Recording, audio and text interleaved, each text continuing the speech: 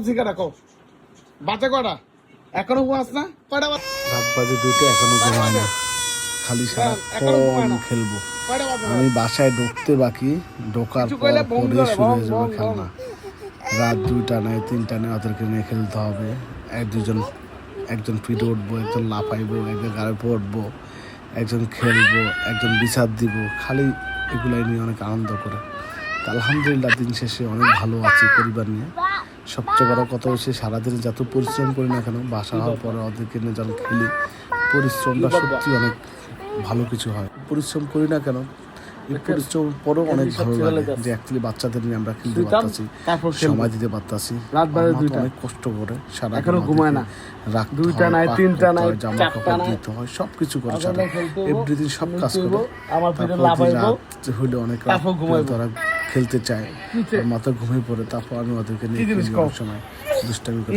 আলহামদুলিল্লাহ বাচ্চারা অনেক খেলতে চায় কি বলো ছোট বাচ্চা এইসব ওরা খেলতে পারে না তারপর আলহামদুলিল্লাহ যেটুকুনি ওদেরকে বলো পারি আলহামদুলিল্লাহ ভালো আছি আমার আরো একজন ছেলে একজন মেয়ে আছে দুজন মোট 4জন ছেলে মেয়ে আমার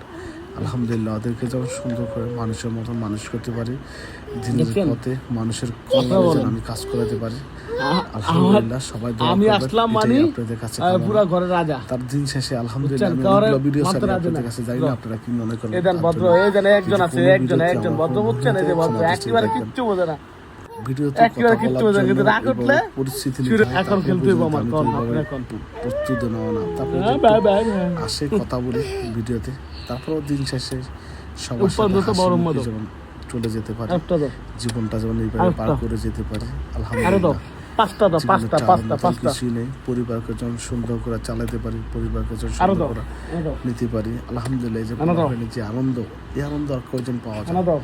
কয়জন সম্ভব সবার জীবনে আসে না সবার জীবনে সুখ